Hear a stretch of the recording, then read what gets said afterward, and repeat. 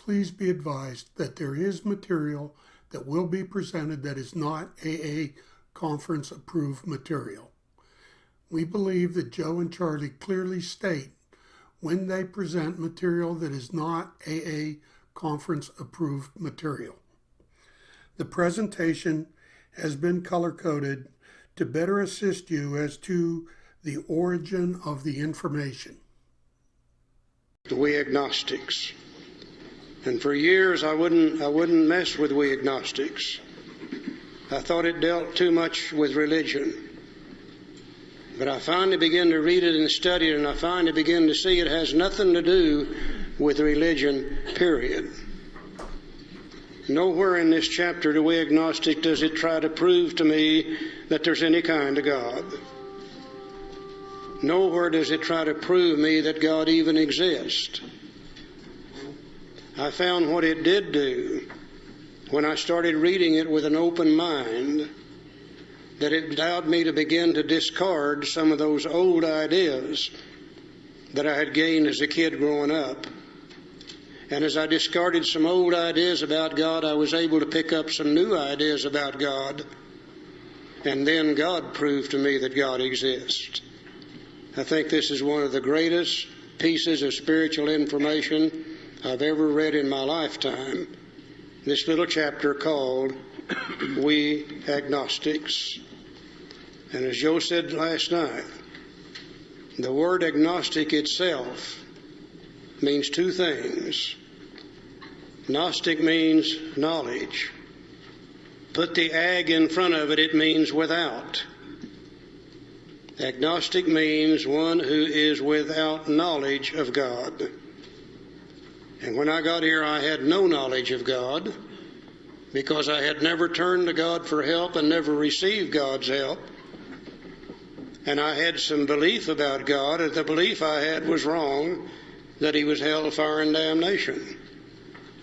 And I think most of the people that come to AA, I don't think we're atheists. You know, an atheist says there is no God, period. And they have to stand on their own 2 feet and run their own show, and they got no God to turn to. I've never seen a true atheist in AA. Even the atheist will admit a belief in some kind of power that put this whole thing together. I think most of us get here as agnostics.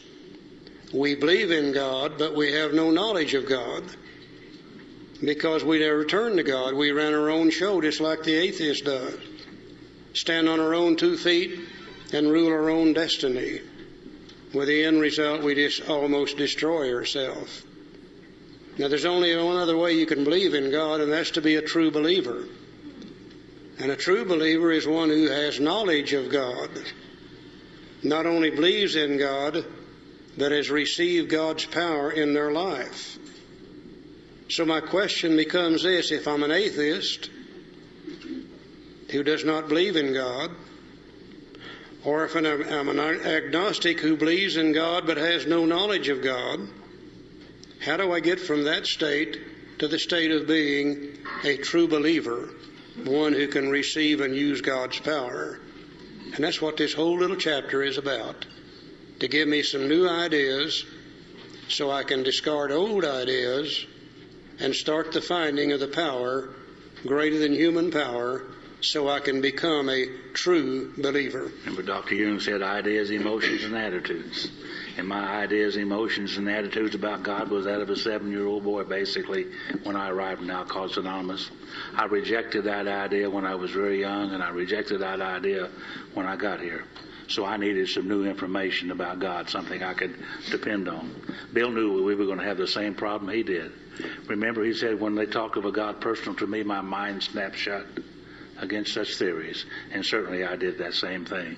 But later on in our book, he said, when the spiritual malady is overcome, we straighten out mentally and physically the spiritual malady, the misunderstanding, the malady that I had was a misunderstanding or had the knowledge of a 7-year-old boy. When that is straightened out, we straighten out mentally and physically. And I'm like Charlie, this chapter, We Agnostic, one of the greatest pieces of spiritual information I believe has ever been written. Because nowhere in it does it tell us about any type of religion. Does not push any religion whatsoever. Doesn't tell us anything about a religion. But it does talk to us about God. And it's simply to open up our minds. That's what this chapter is about. To open up our minds to a point that God might prove to us that there's a God. All I have to do is read this book, read this chapter, and to wonder and to question and say, how does that apply to me? And just look at it with an open mind. And the answers will come. Definitely will come. And it promises that a little bit later on in the book, which we'll point it out. So let's read the chapter, We Agnostics, with an open mind. He said, in the preceding chapters, you learned something of alcoholism. We hope we've made clear the distinction between the alcoholic and the non-alcoholic. If, when you honestly want to, you find you cannot quit entirely. That's because of the obsession. Or if, when drinking, you have little control of the amount you take. That's because of the allergy. You are probably alcoholic. Isn't that simple? And if that be the case, you may be suffering from an illness, which only a spiritual experience will conquer. We just love the simplicity of the big book. 2 simple little questions to see if you're alcoholic. If when you honestly want to quit, you can't quit entirely. Or if when drinking you have little control over the amount you take, you're probably alcoholic. People come to me all the time and they say, Charlie, you think I might be alcoholic? I said, I don't know. Let me ask you a couple of questions. Have you been able to quit drinking entirely, left on your own resources? If they're a real alcoholic, they got to say no. And then I say, do you have any control over the amount you drink after you once start drinking? If they're a real alcoholic, they got to say no. And I say, well, you're probably an alcoholic. It's just that simple. But you see how people love to change things? Our fellowship took these 2 little simple questions out of the book, and they made a special pamphlet that had 10 questions in it to see if you're alcoholic. And a few years later, that wasn't good enough, so they made another one with 20 questions in it. Hell, I think they're up to one today that's got 44 questions in it. We don't need all that stuff. We just need these 2 simple little questions. Joe and I had an old friend named Wino Joe. I've always felt sorry for anybody in AA that didn't get to meet Wino Joe. He was a real character. He was from Tyler, Texas. And Wino Joe made up his own list of questions to ask and see if you're alcoholic. And the first question on his list was, has the roof of your mouth ever been sunburned? Joe used to lay out in those cotton fields down there in Texas and drink that wine and leave mouth would get sunburned. His second question is, have you ever been arrested for drunk driving from the back seat of somebody else's car? And one that I just loved to pieces, he said, have you ever been arrested for public drunk while in jail? We just need the 2. Now, if that be the case, you may be suffering from an illness, which only a spiritual experience will conquer. You know, we are very, very unique people.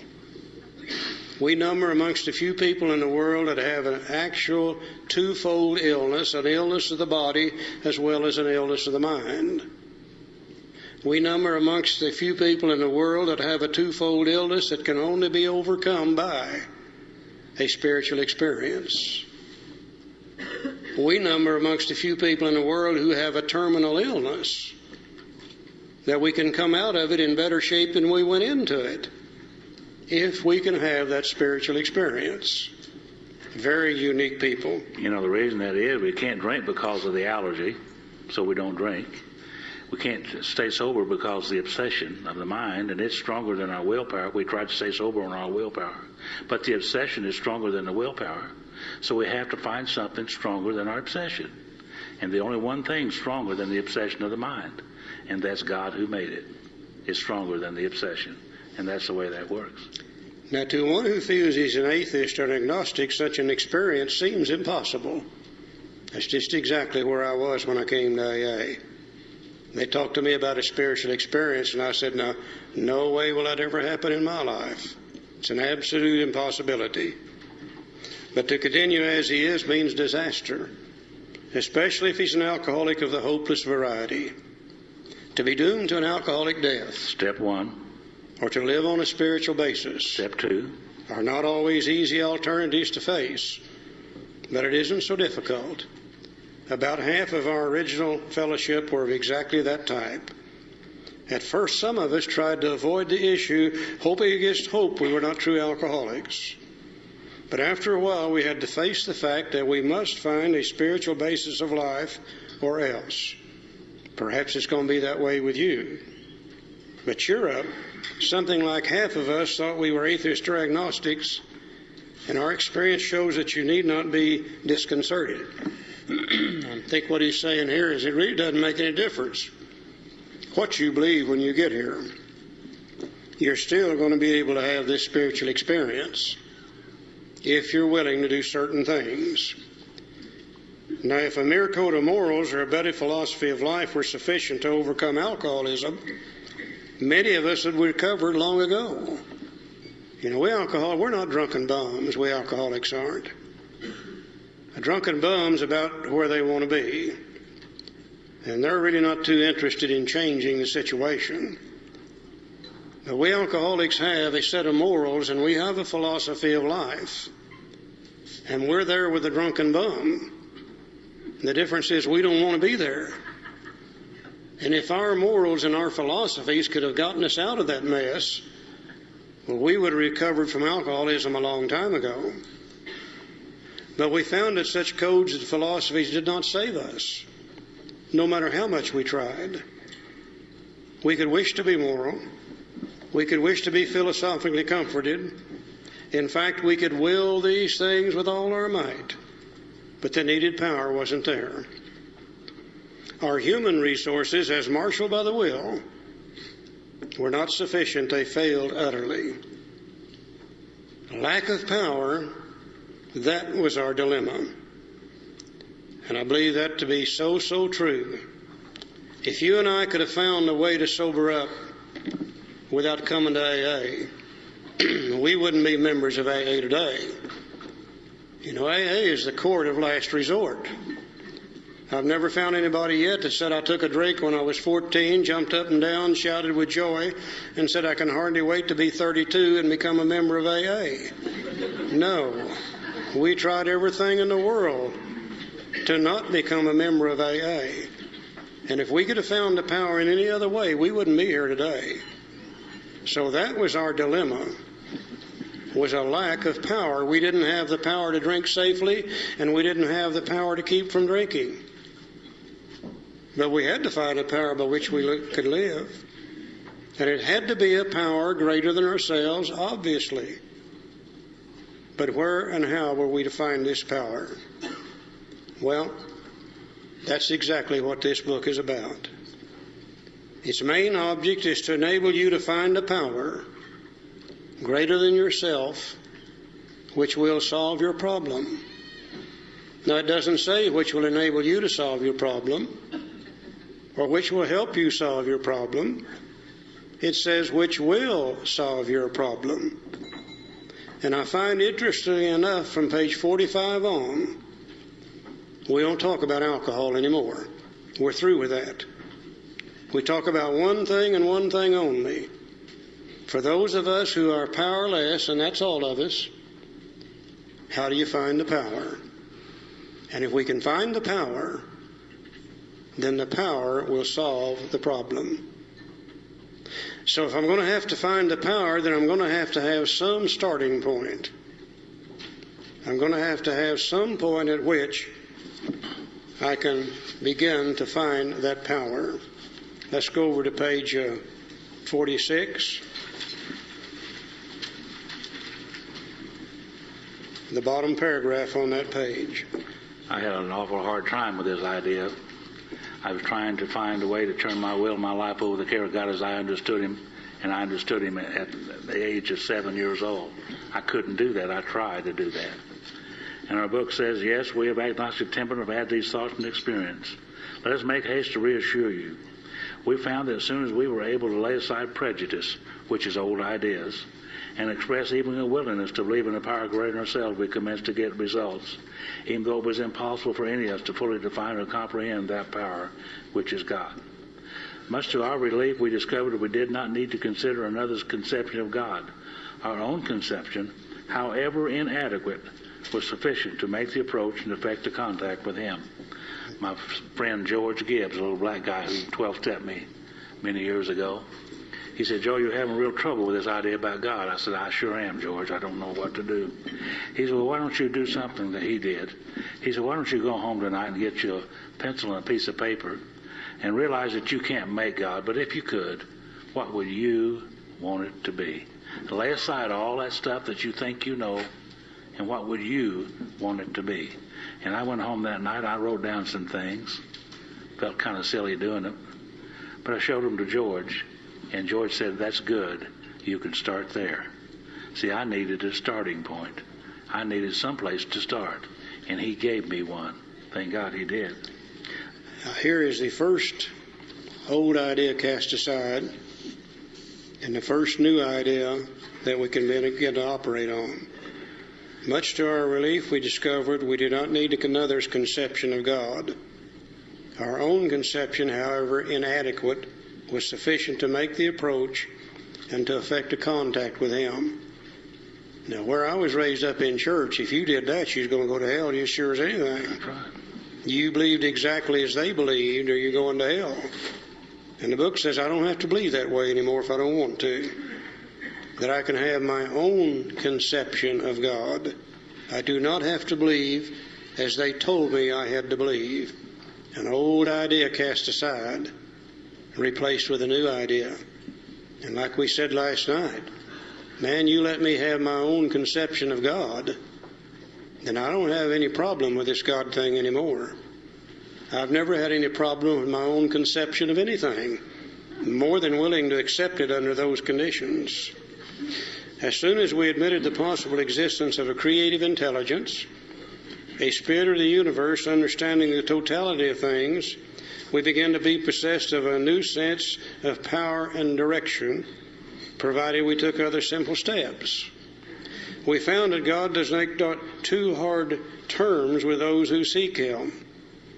To us, the realm of the Spirit is broad, roomy, all-inclusive, never exclusive or forbidding to those who earnestly seek. It is open, we believe, to all men. Two more old ideas cast aside. I was taught that the way to God was a very straight and narrow path. And if you fell off on either side of it, you're going to hell just sure as anything. This thing said that isn't necessarily true. That the road to God is broad, wide, not necessarily that straight, narrow path. I asked George, I said, "George, you mean I got to find God?" And he said, "Joe, God's not lost." He said, he read this to me, "We found that God does not make too hard a terms with those who seek Him." See, it's not in the finding anyhow. It's in the seeking. To us, the realm of spirit is broad, roomy, all-inclusive, never exclusive or forbidding to those who earnestly seek. It's not in the finding. It's in the seeking. Always seeking God with an open mind, and He will disclose Himself to you. And that's been that way for the last almost 30 years. The more I seek God into my life with an open mind, the more He discloses Himself to me. And my understanding today is a whole lot different than it was way back in those early days of my sobriety. It's in the seeking. It's not in the finding. It is open, we believe, to all men. Another old idea cast aside. I was taught that if you don't believe as they did, you're going to hell just sure as anything. But this tells me this thing is all-inclusive, never exclusive, never forbidding. It is open to all men, period, regardless of who they are, where they came from, or whatever they believe. My conception of God is beginning to change as I discard some old ideas, pick up some new ones, page 47. When therefore we speak to you of God, we mean your own conception of God. This applies too to other spiritual expressions which you find in this book. Do not let any prejudice, Old ideas, you may have against spiritual terms deter you from honestly asking yourself what they mean to you. At the start, this was all we needed to commence spiritual growth, to effect our first conscious relation with God as we understood Him. After we found ourselves accepting many things which then seemed entirely out of reach. That was growth. But if we wished to grow, we had to begin somewhere. So we used our own conception, however limited it was. We need to ask ourselves but one short question. Do I now believe? The agnostic has always believed. When am I even willing to believe? The atheist can become willing to believe. That there's a power greater than myself. And as soon as a man can say that he does believe, the agnostic, or is willing to believe, the atheist, we in fact assure him he's on his way. It has been repeatedly proven among us that upon this simple cornerstone, a wonderfully effective spiritual structure can be built. Again, the asterisk.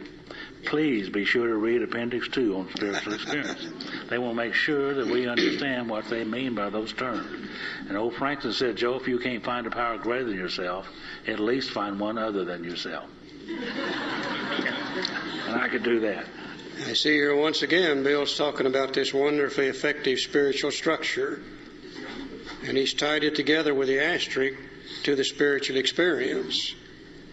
So we're building the spiritual experience now as we progress through the book. Willingness was the foundation.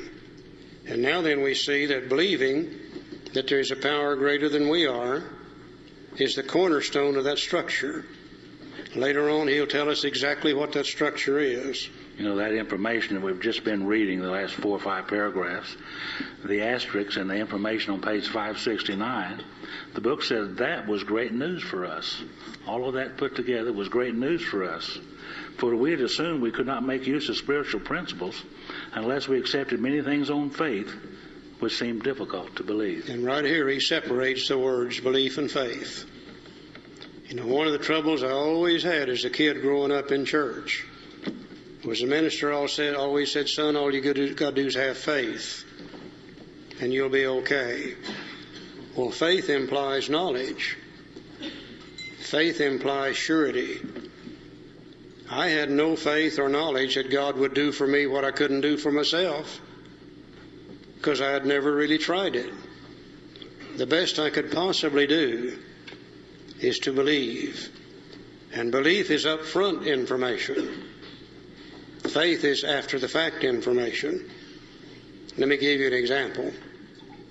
Let's say I moved into town here. And 2 or 3 months after I move into town, I've got a problem with my automobile.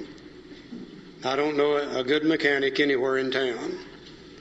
But you've been here for years. And I assume that you'll know a good mechanic, so I go to you and I ask you, look, I've got a problem with my car. Can you recommend a good mechanic for me? And you say, well, sure. Take your car over there to John. He'll do you a good job and he'll charge you a reasonable price. Well, now, I don't know whether that's true or not. The best I can possibly do with that information is if I believe it's strong enough, I'll take my car to John. And sure enough, John does a good job and he charges me a reasonable price. When I leave there, I know that he will do that. Before I went there, I believed it. Now, the next time I have problems with my automobile, I don't ask you or anybody else where to take it. I take it right back to John, only this time I took it on faith. I took it on knowledge. You cannot start with faith. The best we can possibly do is starting with belief. We came to believe. Thank God the step 2 doesn't say we came to know. It said we came to believe that a power greater than ourselves could restore us to sanity. Then if we take certain actions, we'll get results, and then we're going to know. And that was great news for me, because I thought you had to have faith before you could use God's power. All we got to do is just believe.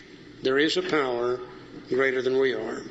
Let's go to page 51 now.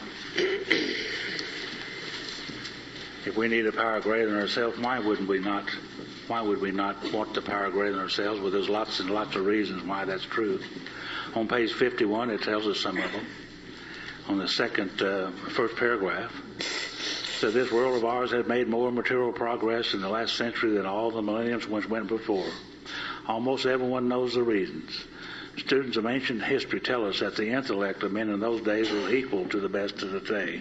And I used to wonder why it is that we have televisions and jet airplanes and cell phones now and all kinds of modern inventions, why they didn't have that 200 years ago or 500 years ago.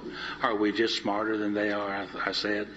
Well, it says here that the intellect of men in those days was equal to the best of today. They had the same capacity to learn as we did. Yet in ancient times, material progress was painfully slow. The spirit of modern scientific inquiry and research and invention was almost unknown. In the realm of material, men's minds were fettered by superstition, tradition, and all sorts of fixed ideas. And even today, in the realm of the spirit or the realm of the material, the only thing that would keep me in bondage, so to speak, would be superstition, tradition, and all sorts of fixed ideas. When I first arrived in Alcoholics Anonymous, I knew so many things about God that were not true. It was almost impossible for me to learn anything that was true because I had a lot of superstition and tradition and all sorts of fixed ideas. And even back in our country, back in the northeast corner of the United States, way back 200 years ago or better, people came to America for religious freedom, basically, and they all kind of got in the northeast corner of the U.S. And as long as everyone there practiced their religion somewhat like everybody else did, the group conscience of the area, so to speak, if they kept within that realm, they were okay. But if they expressed any ideas or thoughts that were different than the realm or the group conscience of the area, guess what they did for you? They burned you at the stake for being a witch, didn't they? So if you had any ideas or superstition or tradition, you kept them to yourself because you didn't want to be burned at the stake. But we've overcome that, I think, in the U.S. and Canada. We've opened up our minds to the point to allow religious freedom to anybody, and I think that's good, thank God. So it doesn't keep us in the dark ages. He said some of the contemporaries of Columbus thought a round earth was preposterous. I think Columbus is one of the greatest examples of what you can do based upon belief. Columbus, based upon belief, made some changes in the world and how people thought and how they believed, and probably the greatest changes ever made in humankind life was through Columbus. 500 years ago, a little more than that, nearly all the people in what they thought was the civilized world were centered around the shores of the Mediterranean, the western shores of Europe. And they had found a place called the East Indies, long ways to the East Indies. But there you could get gold and silk and spices, all the goody-goodies of life. And the only way they could go was they could sail a ship to the northeast end of the Mediterranean, and then they had to go by land, camelback, footback, horseback, however they travel. And that trip took literally years to get there and back.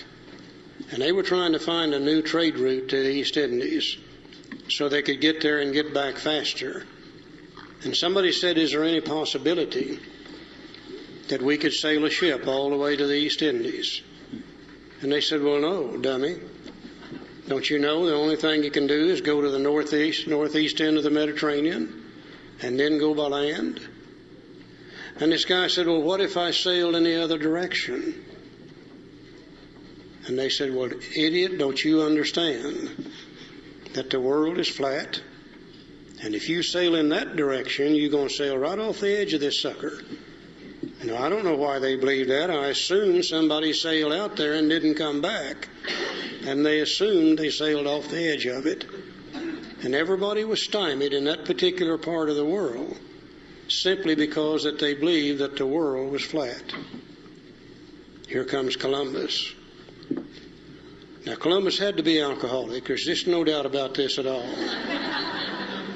You've got to be stubborn and bullheaded to believe different than everybody else in the world and be willing to express that belief. One of the reasons I think he was alcoholic is because when he left, he didn't even know where he was going. And when he got there, he didn't know where he was. And when he came back, he didn't even know where he had been. But what really made him an alcoholic is a woman financed the whole trip for him. He had to be alcoholic. He did that twice. Now, Columbus followed a little procedure. Now, write down these key words. Very important. He followed a little procedure that the world has always known. It's nothing new. That the world has always known that if you want to change something, there are certain things that you've got to do. And the first thing you got to do is you got to become willing to change. Circumstances are what makes people willing. Trying to find the new trade route to the East Indies made Columbus willing to change his belief. The second thing you've got to be able to do is to believe you can change. And Columbus said, I don't believe this thing's flat. He said, I believe this thing is round. And he made the most drunk statement the world's ever heard. He said, I believe we can get east by sailing west. Now, if that isn't drunk thinking, I don't know what is. But his belief did him no good, because he's still standing on the shore of the ocean the day he expressed that belief. Some days, weeks, months, years later, he did the next thing you have to do in order to change anything. He made a decision. He said, by golly, I'm going to go find out whether this thing is round or flat, whether you can really get east by sailing west. But his decision didn't do him any good either, because he's still standing on the shore of the ocean. Some days, weeks, months, years later, he did the next thing you had to do. He decided to take some action. And the first thing he did, he went to the the king of Portugal to get the money. And the king, being a very astute businessman, said, there's no way I'm going to let you have this money. You'll sail right out there and you'll sail off the edge of this sucker and I'll lose it all. That's why he ended up with the Queen of Spain. And he sweet-talked her out of the money on the promise that he would bring back gold, silk, and spices. She gave him the money, and he took the action to buy 3 ships. He put provisions in those 3 ships. He put crew members in those 3 ships. They began to go east by sailing west, day after day after day after day, straight west. Now, we don't know for sure, but we suspicion on that first trip that Columbus probably hired a special sailor, put him on the bow of the lead ship at night with a lantern, whispered in his ear, and said, I believe this thing is round. But if you see the edge of this damn thing, you holler so we can get turned around in time. Now, as the result of the actions, sailing west day after day after day, he finally got results. He found land on the other side. Now, we know that he thought it was the East Indies. It wasn't. It was the West Indies. But he had proven to himself this world is round. It's not flat. You will not sail off the edge of it. He turned right around, came right back to Europe, went right back to the Queen of Spain. And she said, Columbus, where's the gold, silk, and spices you promised you would bring me? And he said, sweetheart, I'm sorry, I didn't find any. But he said, I'll tell you what I'll do. If you'll refinance me, I'll go back. And this time I'll find it. She gave him some more money. He got some more ships. He got some more crew members, some more provisions. And they began to go east by sailing west with one big difference. This time he didn't hire the special sailor, put him on the bow of the lead ship at night with a lantern looking for the edge of it. He went back in faith. He went back in knowledge. The first time he believed, the second time he knew. I would like to tell you today that the 12 Steps of Alcoholics Anonymous are brand new. The world has never seen anything like them. But if I did, I'd tell you a lie. Because the 12 Steps of Alcoholics Anonymous are based on the same principles that Columbus used and every other human being has ever used to change anything. In order for you and I to recover from alcoholism, the first thing we have to do is to be willing to do so. And willingness comes through step one. When we can see that what we're trying to do is no longer going to work, when we've had all of it we can stand, when we become as desperate as the dying can be, then we become willing to change. And that's step one. The second thing we have to do to recover is to believe we can do so. And that's step two. And the third thing we have to do to recover is to make a decision about this thing. And that's step three. And our book tells us that the decision is a vital and crucial step, but it'll have little effect unless followed at once by a strenuous course of action. 4, 5, 6, 7, 8, 9, 10, 11, and 12. And in step 12, we get the results of the action we take. Having had a spiritual awakening as the result of these steps, today I know I no longer believe that God will restore me to sanity. I know that He will because He's done so. Now, those of us who have had a spiritual awakening, we can go back and we can help the next newcomer come to believe. And we can guide them as they make a decision. And we can take them by the hand and walk with them through steps 4 through 11, and they'll have a spiritual awakening, and then they'll know. And then they can go help the next newcomer come to believe. There's only one thing you and I can't do for the newcomer. We cannot make them become willing. Willingness is an inside job that they have to work on themselves. And how does an alcoholic become willing to change? Very simple, isn't it? By drinking whiskey. A lot of it. Lots and lots of it. And getting in all kinds of trouble. And then they become willing to change. I had a guy tell me, he said, I've been working on step 1 in AA for 3 years. I said, no, you haven't. I said, you don't work on step 1 in AA. You work on step 1 out there drinking whiskey. And when you've had all you can stand, then you become willing to change. And you'll find then that you're ready for step 1. And then we can help you come to believe. And then you can make a decision, we can help you act. And then you'll recover from alcoholism. Such a simple thing. You know, for years I complicated this. This whole thing is based upon spiritual principles that humankind has known for thousands and thousands and thousands of years. Bill was just able, and I think with God's help, to take those principles and write them in such a manner that we alcoholics could accept them in our lives. They were the same principles they taught me in the Baptist church. But you see, I couldn't practice them there. I couldn't accept them there.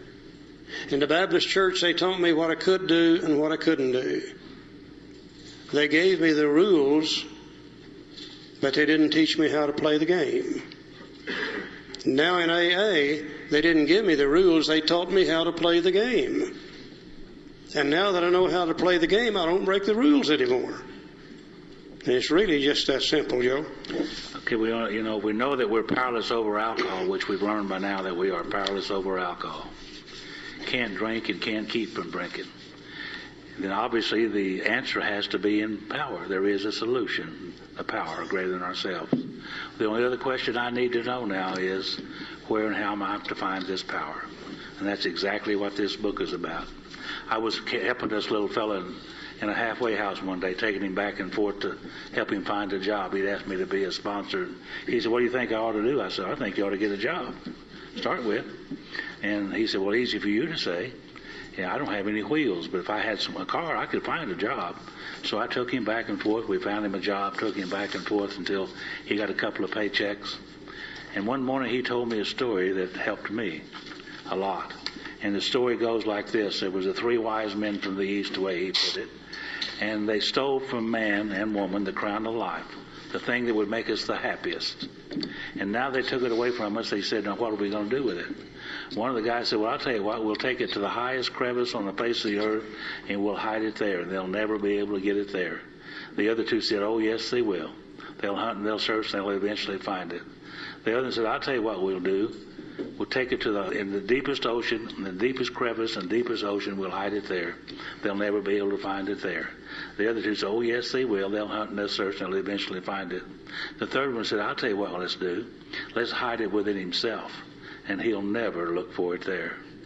And our book says on page 55, yet we've been seeing another kind of flight, a spiritual liberation from this world. People who rose above their problems. They said God made these things possible, and we only smiled. We've seen spiritual release, but like to tell ourselves it wasn't true. Actually, we were fooling ourselves, for deep down in every man, woman, and child is a fundamental idea of God. It may be obscured by calamity, by pomp, by worship of other things, but in some form or other it's there. For faith in a power greater than ourselves and miraculous demonstrations of that power in human lives are facts as old as man himself. See, we're just born with it. It's just there.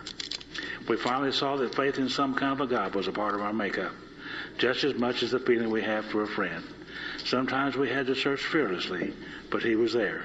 He was as much a fact as we were. We found the great reality deep down within us. In the last analysis, it's only there that it may be found, and it was so with us. You know, I remember as that kid growing up, always kind of searching for God. Never did know where God existed. I had a picture in my mind. I don't know whether I saw the picture or I dreamed it. But the picture in my mind of God was a tall, elderly gentleman standing on a cloud up in the sky. Long flowing white robes on, long flowing white hair, golden halo around his head, sun rays shooting out of that halo, and a big stick in his right hand. Now, I don't know whether I dreamed that or whether I saw that, but I think one of the reasons that I thought God dwelt up there is every time the minister talked about God, he always pointed up there. So I knew God had to be up there somewhere. But then what really confused me, I noticed every time the minister wanted to talk to God, he always looked down here. He points it. Hell, no wonder we get confused as kids growing up about this God thing. And I looked and I looked and I looked and I looked. And I never could find God because I simply did not know where God is. It took the big book to tell me where I'm going to find him. And today, Joe and I are firmly convinced that every human being on earth is born with some form of basic knowledge, probably lying at a subconscious level, that seems to be able to tell us how we should live and how we shouldn't live, what we should do and what we shouldn't do. And I think some people would like to call that just plain common sense. I think others might want to call it innate intelligence. Some might want to call it the conscience, and others might want to call it the soul. And I don't think it really makes any difference what we call it, as long as we realize it's there. And it's been there in my entire lifetime. There were some things that I used to be getting ready to do, and this little voice somewhere within inside me would say to myself, Charlie, I don't think you ought to be doing this. And I wouldn't pay a bit of attention to it. I'd go right ahead and do it and just get in one hell of a mess. And the same little voice said, see, I told you not to do that in the first place. Now, if that's God, and he dwells within me, then what that means to me today is I've got my own personal God. I don't worry anymore about whether he's the God of the Baptist church or not. I don't worry about whether he's God of the Catholic Church, the Hebrew religion, or anybody else's God. If he dwells within me, then he's my God. And he and I can come together in very simple and very understandable terms. Old ideas cast aside throughout this entire chapter. New ideas beginning to take its place. And I came to believe that God could restore me to sanity. Didn't know that he could, but I believed that he could. And I took the rest of the steps, And by golly, it worked. He restored me to sanity. There's no doubt in my mind today that God has done for me what I cannot do for myself. But based on old ideas, it never could have happened. Based on new ideas, God has proven to me that there is a kind and a loving God who stands ready to help me or any other human being on earth the instant we're ready to give up and turn to Him and ask for assistance. Now, based on these new ideas, can I make a decision? You betcha I can. Based on old ideas, I could never have made the decision. A couple of pages beforehand, it said God either is or He isn't. God is everything or else He's nothing. What was my choice going to be? And I have to make that choice. No one can make it for me. And I just chose to believe that God is everything. And if God's everything and He's within me, deep down inside every man, woman, child is the fundamental idea of God. It's just within me. He's within everything and everybody and everything that ever was. He's just there. He said we found the great reality deep down within us. So I look within myself. Our book says in the next paragraph, and to me this little paragraph sums up this whole chapter, We Agnostic. He said we can only clear the ground a bit if our testimony helps sweep away prejudice, which is old ideas, enables you to think honestly, encourages you to search diligently within yourself. Then, if you wish, you can join us on the broad highway. With this attitude, you cannot fail. This is what I love. The consciousness of your belief is sure to come to you. Remember we said earlier here that we're not trying to teach, this book's not trying to teach us anything about religion, that we'll look at this with an open mind. God will prove to us that there's a God. The consciousness of your belief is sure to come to you. And you and I will have a God of our own understanding that nobody could improve upon, because it'll be our own personal understanding. What a thought. Again, I can see Bill as he finishes up this chapter, sitting down and reviewing what he's done up to this point, able to say to himself, well, I could show them the problem in the doctor's opinion in my story, Bill's story. I was able to show them the solution in chapter 2. I was able to tell them what's going to happen to them if they don't find that solution because of the insanity in chapter 3. I've given them some new ideas so they can discard old ideas about this power greater than they are in chapter 4. And he probably says that's all the preliminary work that I need to do. Now then, I need to get on with the main purpose of this book, to show them the program of action that's going to be necessary to be used to find that power greater than human power. And he sits down and he starts writing on chapter 5. And Bill always said he said I had extreme difficulty with chapter 5 for 2 or 3 different reasons. He said we already had a little 6-step program that we had made from the Oxford Group tenets. But he said I could see loopholes in those steps that the alcoholic mind was slipping through. And he said I knew they needed to be expanded to strengthen them for we alcoholics. But he said I didn't know how far they needed to be expanded. And he said, I'm getting ready to tell people how to find God. And he said, already in our fellowship, we've got so many different people with different ideas about God. Protestants coming in, Catholics coming in, some Jewish people coming in, a sprinkling of Muslims begin to show up. And Bill said, how in the hell am I ever going to write a set of directions on how to find God without offending some of these people? And he said, I tried and I tried and I tried and I tried to start chapter 5. And he said, one night while in bed, leaning against the headboard, pillow behind my back, pad and pencil in hand, trying to get started on chapter 5, he said, I finally just gave up. And he said, I put down the pad and pencil and closed my eyes and prayed and asked God for help and for guidance. He said that this is such an important part of this book that I simply cannot do it by myself. I need help. And he said he prayed and meditated for 10 or 15 minutes. And he said, I then picked up the pad and pencil, and it felt as if the pencil had a mind of its own as it raced across the pages. In less than 30 minutes, he had written how it works. The thing that we think so much of today, the thing that we read in so many of our meetings, the thing that's in the big book Alcoholics Anonymous in chapter 5.